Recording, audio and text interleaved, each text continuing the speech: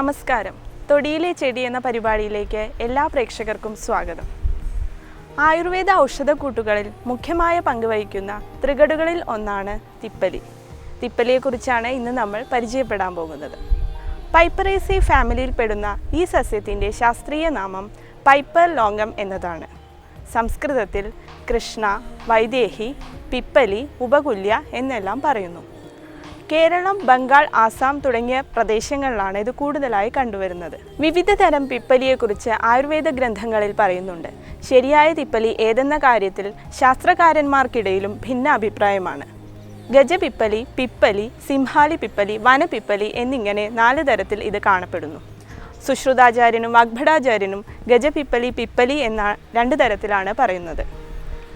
ഇത് കുരുമുളക് ചെടിയോളം സാദൃശ്യമുള്ളൊരു ചെടിയാണ്. ഇത് പടർന്നു വളരുന്ന ഒരു സസ്യമാണിത്. ഇതിൻ്റെ ഇലകൾ അണ്ഡാകാരത്തിലും എരിവ് രുചിയുള്ളതുമാണ്. ഇതിൻ്റെ ഇലയ്ക്ക് കുരുമുളക് ചെടിയുടെ ഇലയുടെ അത്ര കട്ടി ഇല്ല. ഇതിൻ്റെ പത്രകക്ഷങ്ങളിൽ നിന്ന് കായ്കൾ ഉണ്ടാകുന്നു. ആൺപുഷ്പങ്ങളും പെൺപുഷ്പങ്ങളും വെവ്വേറെ ചെടികളിൽ കാണപ്പെടുന്നു. ഇതിൻ്റെ കായ്കൾ ഏകദേശം 3 സെൻറ്റിമീറ്ററോളം നീളത്തിലുള്ളതാണ്.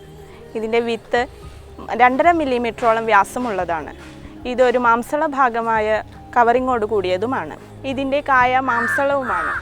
കായ, വേര് തുടങ്ങിയവയാണ് ഇതിൻ്റെ ഔഷധയോഗ്യ ഭാഗങ്ങൾ.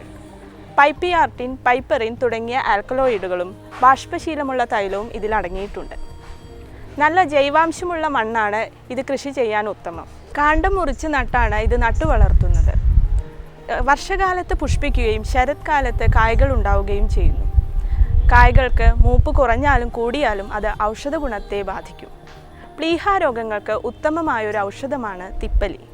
രക്തത്തിലെ ഹീമോഗ്ലോബിൻ കൂടുന്നതിനും ചുവന്ന രക്താണുക്കളുടെ അളവ് വർദ്ധിപ്പിക്കുന്നതിനും ദഹനശേഷി വർദ്ധിപ്പിക്കുന്നതിനും ഉത്തമമാണ് തിപ്പലി. മുലപ്പാൽ വർദ്ധിക്കുന്നതിന് തിപ്പലി പാൽ കഷായമായി കൊടുക്കാറുണ്ട്. വയറിളക്കം, ഛർദി, ശ്വാസസംബന്ധമായ അസുഖങ്ങൾ, ചുമ തുടങ്ങിയ അസുഖങ്ങൾക്ക് ഇത് ഉത്തമമായൊരു ഔഷധമാണ്. ഇതിൻ്റെ കൂടുതൽ ഔഷധ ഗുണങ്ങളെക്കുറിച്ച് ഡോക്ടർ CM ശ്രീകൃഷ്ണൻ നിങ്ങളോട് വിശദീകരിക്കുന്നതാണ്.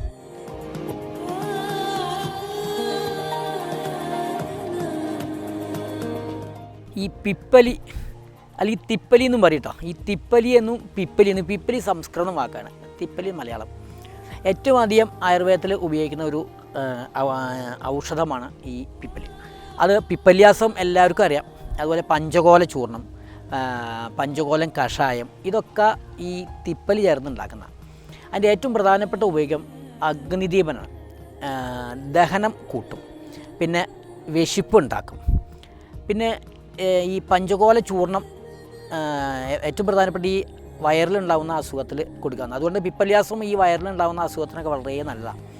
പിന്നെ ഇതിൻ്റെ ഉപയോഗം ഈ കാസശ്വാസങ്ങൾ, ശ്വാസരോഗമൊക്കെ ഉണ്ടെങ്കിൽ ഈ പിപ്പലി പാലിൽ തിളപ്പിച്ച് കൊടുത്തു കഴിഞ്ഞാൽ അത് ശ്വാസരോഗം, കാസരോഗം കുറയും.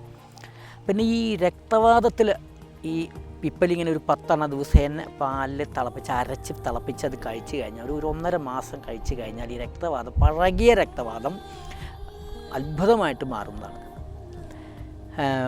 പക്ഷേ ഈ പിപ്പലി കഴിക്കുമ്പോൾ വളരെ ശ്രദ്ധിച്ച് കഴിക്കണം. അധികം കഴിക്കുക. ഇതിന് വേറൊരു ദോഷമാണ്. പിപ്പലി അധികം കഴിച്ചു കഴിഞ്ഞാൽ ഈ പുംസ്ത്വനാശനം എന്ന് പറയും. അതായത് ഈ ബീജം കുറയും. അതുകൊണ്ട് പിപ്പല്യാസം ഒറ്റയ്ക്ക് കുറേ കാലം കഴിക്കരുതെന്ന് പറയും. അതിൽ തിപ്പലി ഒറ്റയ്ക്ക് കുറേ കാലം കഴിക്കരുത്.